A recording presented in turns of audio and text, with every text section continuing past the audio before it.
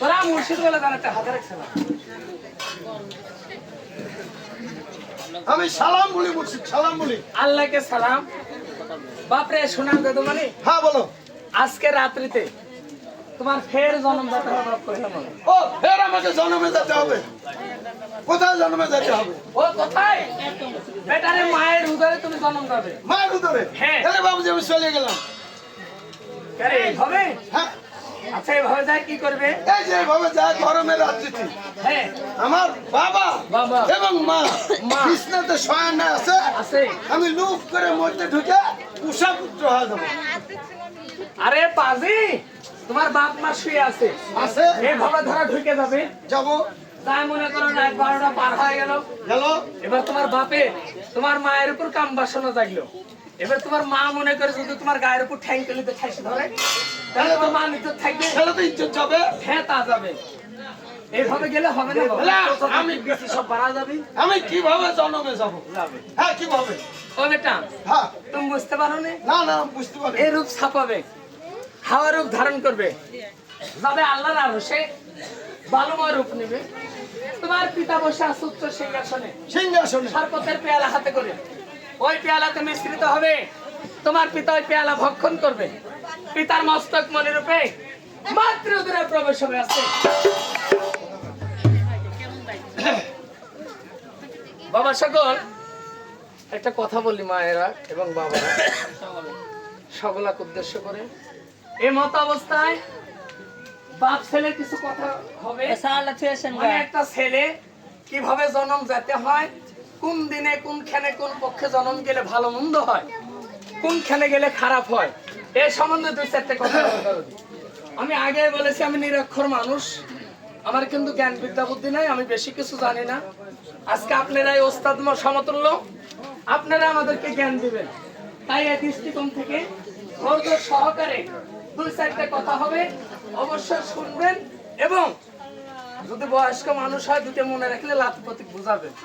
কেননা একটা জিনিস ফলো করেন, যারা হিন্দু ধর্মের লোক আছে নাকি এখানে, এই হিন্দু ধর্মের লোকেরা দেখেন সব কিছু মানে এবং বুঝে, তাদের সন্তানাদের অবস্থা দেখেন একটা দেব দেবতার মতো। কিন্তু আমরা এগুলো বুঝি না, মানিও না, তাই আমাদের অবস্থা খারাপ। তাই কিছু কথা হবে, অবশ্যই শোনার চেষ্টা করবেন ইনশাআল্লাহ। বলো সামনে কাছে এই যে মনি মনি মনি শব্দ শুনেছি। একটা মানুষের যদি হাজার হাজার খন্ড করে কাটি, ওই মানুষের ভিতর কি মনি পাওয়া যাবে? যাবে? যাবে না। তাহলে এই মনিটা আসে কোথা থেকে? মনিটা তৈরি হয় কিভাবে? এই কথা ভুলে দিবে তুমি, এই নিশীথে জন্মে চলে যাবো আমি। বলে আমার ছেলে জিজ্ঞাসা করছে, বাপজি একটা মানুষকে যদি শতখণ্ড করা যায়, তাই কথা বললেন না, শুনেন ধরে। এখানে আমার এই যে ছেলেটা একটা চ্যানেল চালু করেছে, ইউটিউব চ্যানেলে এই কথাগুলো যাবে। আপনারা আজকে যে কথাগুলো শুনবেন, আশা করি আপনারা নিজে এই কথাগুলো প্রমাণ করার চেষ্টা করবেন এবং বুঝার চেষ্টা করবেন। না বুঝে কেউ কখনো ব্যাঘাত ঘটাবেন না। এখানে ইউটিউব চলতেছে, অবশ্যই কথা হবে। বলেন এই মনে চিনি না, এই 12টা মাস।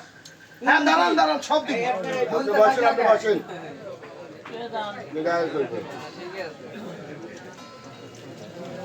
বেটারে তাহলে শোনো বাবা, যে ছেলে প্রশ্ন করেছে একটা মানুষকে যদি টুকরা টুকরা করা যায়, তার শরীর থেকে এক ফোঁটা বীর্য আসবে, বীর্য বাইর হবে। তাই বলেছে মনি বা বীর্য আসে কোথা থেকে, একটু বলে দাও বাপজি। কথা শুনে আমি মায়ের উদরে জন্ম যাই। বেটারে আসকান, হ্যাঁ বলো। রক্তের শতবিন্দু ঘাম যে বান্ধার, ইহা মিলে এক ফোঁটা মনি তৈরি হয়। শতবিন্দু রক্ত আর শতবিন্দু ঘাম মিলে এক ফোঁটা মনি তৈরি হয়। যত খরচ করো মনি তত বেড়ে যায়। খরচ করো রাতে, দিনে ফের পুরে, কমি নাই হয় মনি জানি অন্তরে। মহতে বলেছে বেটারে এই মনিটা যদি রাত্রিতে খরচ করো, দিনে তাহা পূরণ হয়। শুধু পুরুষের নয়, আসতে মহিলাদেরও, উভয়ে দুইজনারই এই কথাগুলো হচ্ছে। যেমন পুরুষের বীর্য খসে, মহিলারও কিন্তু বীর্য খসে। তাই মহতে বলেছে খরচ করো রাতে, দিনে ফের পুরে, কমি নাহি হয় মনি জানিব অন্তরে। মহতে বলেছে, বুঝতে পারছেন না কথাটা বাবা? মহতে বলেছে বাবারে এই মনিটা যদি দিনে খরচ করো, তাহলে রাত্রে সেটা পূরণ হবে। আর এখনকার সওয়াল ফল দিনেই 3-4 বার বা 5-7 বার হয় আরে না রে, টাচ মোবাইলে খায় শেষ করে দিছে। আসেন না, বাস্তব তাই, ওইটা শ্যাম্পু 5টা এখন হয়েছে বাস্তব তাই। হ্যাঁ, তাই বলো। বলেছে মহতে বেটারে, তাই বলেছে মাসে 1 বছরে 12 এর সাথে যে আরে বাবা কমাতে পারো। মা বোনদের ঋতুবতী মাসে মাসে হয়, পাক সাফ হলে নারী মিলিবারে কয়। ইহা বিনে যে নিত্য নিত্য নারী করে হরণ, দেহ ক্ষীণ হয়ে যায় তার নিকটে মরণ। এই আস্তে। কথাগুলো আসতে বলে বেটা। এই যে অনেক সওয়াল পাল আছে জানে না আমার মায়ের কখন মেন্স হয়, কখন কাপড় চোপড় ধৌত করে, কখন গেলে তোমার হায়াত কেটে যাবে, কখন গেলে তোমার হায়াত বৃদ্ধি হবে। তাই মহতে এই কথা বলেছে মা বোনদের ঋতুমতি মাসে মাসে হয়, পাক সাফ হলে নারী মিলিবারে কয়। মানে মা বোন যদি পাক সাফ না হয় তাহলে মিলামেশা করা যাবে না। ইহা বিনে যে নিত্য নিত্য নারী করে হরণ, দেহ ক্ষীণ হয়ে যায় তার নিকটেই মরণ। রবিবার, দ্বিতীয়া, অমাবস্যা, প্রতিবার এসব বারে যেজন নারী হরণ করে, শিশু যদি জন্ম হয় ওইসব বারে, দরাচার হয় শিশু জানিব অন্তরে, ওইসব বারে যদি সন্তান জন্ম হয়, বড় হলে ওই না ছেলে দরিদ্র হয়, দুঃখ পায় ওই না লালকা জানিবে নিশ্চয়। পিতা মাতার কারণে একটা ছেলে মেয়ে অভাব অনটনে পড়ে দুঃখ দুর্দশা ভোগ করে। এই যে তোমার মনের কথা বলে দিল। এই যে মগজ, হ্যাঁ, আমরা যে হাটে যাই, বাজারে যাই, খাসি মহিষ গরু জবাই করে যাই করে যে মগজ টুকা দেন তো, এটাই মগজ না মগজটা? বাবা মগজ শব্দের অর্থ আর যেটা খাসি বরকি বা গরুর মাথার থেকে আসে একে বলা হয় ঘিলু। মগজ ম শব্দের অর্থ মানব, গোস শব্দের অর্থ একত্রিত করা, মাতৃ উদরে তোমার গোটা দেহটাকে একত্রিত করাকে বলে মগজ। যেমন যেমন হ্যাঁ, এখানে বলা হয়েছে 1 রোজ হলে বিন্দু বাহিনী রবেতে, 2 রোজ হলে বিন্দু মিলে সেখানেতে, 3 রোজ হলে বিন্দু ফেনার মতো হয়, 4 দিনকার দেহের সব লাল পয়দা হয়, 5 রোজ হলে বিন্দু কাজল যেমন, 6 দিনকার ভোলার অংশ নসে বসুন, 7 রোজ হলে বিন্দু আকার আসে ধরে, হাড়ে মাংসে জোড়া লাগে কিন্তু 8 রোজ পরে, 9 রোজ হলে দেখো দেহের সঞ্চয়, আর 10 রোজ হলে বেটারে চোখের সঞ্চয়। এই যে মগজ গঠিতের কথা বলে দিলাম আমি, মাতৃ উদরে জন্মে চলে যাও। চলে যাবো। হ্যাঁ। আমার কয় জনম, কয় মরণ, কয়টি গোর আমার কর্মে লেখা আছে, ভুলে দিবে তুমি। এই নিষিদ্ধ জন্মে চলে যাবো আমি। বাবা নতুন এলাকাত নিয়ে আইছো, কিছু কিছু প্রশ্ন করে না যাতে এলাকার লোকজন আমাকে ঝাঁটা দিয়ে বা জুতা দিয়ে সুন্দর সম্মান করে। এই দেশের দড়িও তো তোমার চোখে পড়েনি। না, না। এটা তো নতুন দেশ, হ্যাঁ হ্যাঁ নতুন দড়ি দিয়ে বান্ধা হবে। তাই আচ্ছা কাটা খায় এই লেবু চিবিয়ে দিলে কিরম লাগে? জলে জলে এরকম জোলা সেট দিব তোমাকে। শোনো, এই যে আমার আনিসুর ভাই এত সুন্দর করে তোমার সবাক সম্মান করলো, হ্যাঁ, উনি- এবার যদি কথাবার্তা শুনে যদি চরম দেওয়ার পরে যদি চূরণ দিতে চায় তাহলে তো মুশকিল। এখন তোমার ভাগ্যে, এই বড় ভাগ্যি, তোমার ভাগ্যে যদি চূরণ জুটে, আমার করার কিছু নাই। আমার জন্মে যাইতে হলে কি কি জাইনে শুনেই যাবে। জাইনে শুনেই আমি যাবো। ওই বুদ্ধি ভালো, মানে কে কি করলে জানো নাই, হ্যাঁ। তুমি যে জন্মে যাবে এগুলো জানতে হবে। জানতেই হবে। ও বেটা তাহলে শোনো, বলো। তোমার 5টা জনম, 5টা মরণ, 5টা গোর তোমার কপালে লেখা। কোন কোন জায়গা? পহেলা জন্ম যাবে তুমি আল্লাহর আরশে, ওইখানে গেলে হবে 1 জনম, 1 মরণ, 1টি গোর। লিব। দ্বিতীয় জনম তোমার পিতার মস্তকে, এইখানে গেলে হবে 1 জনম, 1 মরণ, 1টি গোর। তৃতীয় জনম তোমার মায়ের ঘরে, এইখানে আসলে হবে 1 জনম, 1 মরণ, 1টি গোর। চৌথা জনম তোমার দুনিয়ার উপরে, এইখানে আসলে হবে 1 জনম, 1 মরণ, 1টি গোর। পঞ্চম জনম তোমার গুরুর দ্বারে, ওইখানে গেলে হবে 1 জনম, 1 মরণ, 1টি গোর। এটি হলো মারিফতি তথ্যের কথা। শরীয়তে তোমার একটাই জনম, একটাই মরণ, একটাই গোর তোমার কর্মে লেখা। মারি হতে যায় স্তর বাই স্তর। স্তর বাই স্তর। আমার শেষ বিদায় কালে আমার পিতা কে হবে? ও তোমার শেষ, হ্যাঁ, শেষ বিদায় কালে আমার মানে পিতা কে হবে? শরীয়ত অনুসারে হ্যাঁ। শেষ বিদায় কালে তোমার যে ব্যক্তি ইমামতি করবে করবে। ওই ব্যক্তি হবে তোমার শেষ জন্মের ক্ষতি। অর্থাৎ এখন তুমি চলে যাওয়ার পরে তোমার পিতাও হতে পারে, যদি পিতার আগে পাও। হ্যাঁ, তোমার যদি ভাই থাকে, ভাইয়ের জানা থাকলে সে হতে পারে, বন্ধু বান্ধবের হতে পারে। অর্থাৎ তোমাকে মৃত্যুর কালে যে ব্যক্তি তোমার ইমামতি করবে জানাজা করার জন্য, হ্যাঁ। ওই ব্যক্তি হবে শেষ জন্মের ক্ষতি। যেমন তোমার মৃত্যু হয়ে গেল, হ্যালো, তোমার মৃত্যুর খবরে এলাকাতে পৌঁছায় দিল, মাইকে এলান করে দিন। এলান করে দিল তোমার মৃত্যুর কথা শুনে সবাই এই দোয়া পাঠ করবে, কোন দোয়া? ইন্না লিল্লাহি ওয়া ইন্না ইলাইহি রাজিউন। আমরা কতিপয় আল্লাহ পাকের কাছে যেতে রাজি খুশি আছি। আছি।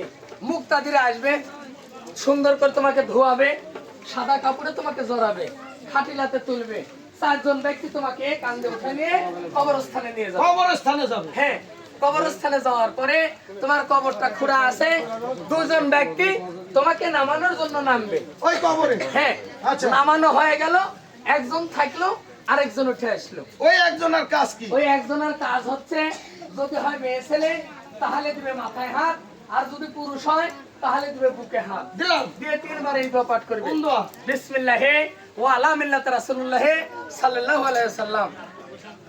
অর্থাৎ আপনাদের এদিকে দোয়া পাঠ করে। হ্যাঁ। অর্থাৎ এই দোয়ার বাংলা অর্থ হচ্ছে, হে মুর্দা, তোমাকে আল্লাহ ও আল্লাহ রাসূলের হাতে সঁপে দিয়ে দিলাম। সোপা দিলাম। কিন্তু বাবা একটা কথা বলি, কথাগুলো সবাই ফলো করবেন। চুপ করে কেউ গান শুনবেন, জ্ঞানজাম করবেন, অন্য মনস্ক হয়ে অন্য কোনো ব্যাঘাত ঘটাবেন না। যে কথাটা বলা হলো বিসমিল্লাহি ওয়া আলা মিল্লাতি রাসূলুল্লাহ, এই কথাটা সবার জন্য প্রযোজ্য না। দরদি কেন সবাই মারা গেলে তো আমরা ওই দোয়াই করি। হ্যাঁ, তা পড়ি, কিন্তু এই কথাটা সবার জন্য না। কেন না? কারণ এখানে একটা কারণ আছে বাবা। কারণ? হ্যাঁ, এই কারণটা কি? কারণটা হচ্ছে বিসমিল্লাহি, এ বাবা পানি খাওয়ান লাগবে না, কিন্তু যাও তো, গল্প হবে। বিসমিল্লাহি ওয়া আলা মিল্লাতি রাসূলুল্লাহ সাল্লাল্লাহু আলাইহি ওয়াসাল্লাম, এই কথাটার অর্থ হচ্ছে আমি আমার দেহ মন প্রাণ আল্লাহ আল্লাহ রাসূলের হাতে সঁপে দিয়ে দিলাম। আমার নিজের ইবাদত মারফতে আল্লাহ আল্লাহ রাসূলের হাতে আমার দেহ মন প্রাণ আল্লাহ আল্লাহ রাসূলের কাছে সঁপে দিয়ে দিলাম। আচ্ছা, এবার আপনারা বলেন তো, মানুষ মারা গেলে ওই মানুষের আমল বন্ধ থাকে না খোলা থাকে? আমল বন্ধ হয়ে যায়। এবার আমার ইবাদত বন্দেগীর মাধ্যমে আমি আল্লাহ আল্লাহ রাসূলের কাছে আমার এই দেহটাকে পবিত্র করে যদি তার চরণে সঁপে দিয়ে না যায়, আমি মারা যাওয়ার পরে আমার আমলটা বন্ধ হয়ে গেল। এবার এখান থেকে যে কোনো একটা লোক, বেশি জাননেওয়ালা হোক কম জাননেওয়ালা হোক, ওই লোকটা যায় যদি বিসমিল্লাহি ওয়া আলা মিল্লাতি রাসূলুল্লাহ বলে, তাহলে কি আমার আমলে সংযোগ করতে হবে? সংযোগ হবে? আমার তো জ্ঞানে ধরে না, কারণ হবে না, কারণ আমার আমলটা বন্ধ হয়ে গেছে। তাই আমি বলেছি এই কথাটা সবার জন্য প্রযোজ্য না। কেননা আমি বেঁচে থাকতেই আমার ইবাদত মারফতে, আমার ইবাদত করতে করতে আমার এমন পর্যায়ে যেতে হবে, আমার নিজের দেহ মন প্রাণ আল্লাহ আল্লাহ রাসূলের কাছে সঁপে দিয়েই আমার কবর দেশে যেতে হবে। তার আগে যদি অন্য কাউকে পড়াও, কাল কিয়ামত পর্যন্ত হবে না। আবার আরেকটা দিক আছে। কোন দিক? কি হচ্ছে এদিকে? মারলে শাইখ আসতে বাবা, কথা বন্ধ করো তো। বলো যে আমি গানের আসরের সামনে আছি, আর কথা বলা যাবে না। মারলে শাইখ, গোলাপের শাইখ শয়তান, যার পিঠ থাকে না তার পিঠ হচ্ছে শয়তান, তাহলে তার কার্যকলাপ শয়তানের মতো হবে। আমি এখানে হাদিস বকতেছি, কোরআন বকতেছি। এরে গলার দড়ি জুটে না। এই গলার দড়ি যদি জন্ম নেব কারো ধরে না হলে বিষ খেলো। তাই বিষ খেলে তো জন্মে যায় তার শোনো। তাই আবার আরেকটা দিক আছে। কোন দিক? ধরো এলাকা, এই গাঙ্গলে আমার দিয়ে বোঝায় আমি লালন মনে করে এলাকার গণ্যমান্য ব্যক্তি, আমার দ্বারা ইবাদত বন্দেগী হলো না, আল্লাহ আল্লাহ রাসূলের কোনো কীর্তন হলো না, গান নাই, খরাত নাই, নামাজ নাই, কালাম নাই, কোনো বন্দেগী আমার নাই, আমার দ্বারা মানুষের শুধু ক্ষতি আর ক্ষতি হয়। এবার আমি মারা গেলাম, আমি মারা যাওয়ার পরে যদি ওখানে 100টা লোক এসে বলে আহারে লোকটা ভালো ছিল গো, খুব ভালো ছিল, টাকা পয়সা মিথ্যা শুরু হয়ে গেল। এবার আমি মারা যাওয়ার পরে কবর দেশে আমাকে ফিরে আসলো বিসমিল্লাহি ওয়া আলা মিল্লাতি রাসূলুল্লাহ বলে, তাহলে বলো গ্যারান্টি হবে বাপজানেরা? কারণ আমার দ্বারা কোনো ইবাদত বন্দেগী হয়নি, আমি মানুষের উপকার করতে পারিনি। তাই হাজার হাজার বার যদি ওখানে 100টা মোল্লা এসে পড়ে, কাল কিয়ামত পর্যন্ত আল্লাহ পাক কবুল করবে না। তাই কথা বলেছে, কথাটা সবার জন্য না। যে ব্যক্তি নিজের দেহ মন প্রাণ নিজে আল্লাহ আল্লাহ রাসূলের কাছে সঁপে দিয়ে যেতে হবে। আচ্ছা ধরো দিলাম এই ব্যাংকের চেক আমার নামে আছে, অ্যামাউন্ট করে দিলাম, সই করলাম না, ব্যাংকে টাকা দিবে আপনাকে, ওখানে গেলে আপনার বিপদ হইতে পারে, বলবে যে এটা ঠিক শুরু করে ঠিক এইরকম আমার চেক যদি আমি অ্যামাউন্ট করে দিছি, সই স্বাক্ষর না করে দিলে ব্যাংকে গেলে যেমন টাকা দিবে না, তুমি নিজের ইবাদত দ্বারা আল্লাহর কাছে যদি তুমি এরকম নিজের দেহ মন প্রাণ না সঁপে দাও, কাল কিয়ামত পর্যন্ত আল্লাহ কবুল করবে না। কবর উপরে খাড়াল দিল, পাতা দিক পাটি দিক দিল, 3 মুষ্ট মাটি দিলে আর একবার দোয়া পাঠ করবে। না না, আমি ওই যে সেদিন আমার চেয়ারম্যান মারা গেছে, প্রধান চেয়ারম্যান। আচ্ছা 3 মুষ্ট মাটি দিছি, 3 বার দোয়া পাঠ করে দিছি। আরে বাবা একটা আপনার এখানে কয়বার দেন? একবার দোয়া পাঠ করে তিন মুষ্ট মাটি দেয় না তিন বের দোয়া পাঠ করে এক মুষ্ট মাটি দেয়? তিন মুষ্ট মাটি দেয়।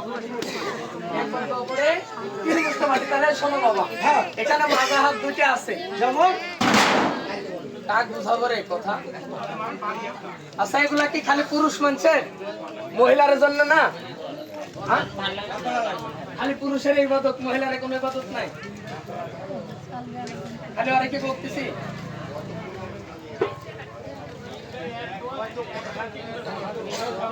তাই আস্তে বাবা আস্তে, হাদিস দুইটাই সত্য, দুইটা মাযহাব আছে, একটা মুহাম্মাদি মাযহাব, একটা হানাফি মাযহাব। মুহাম্মাদি মাযহাবের যারা লোক তারা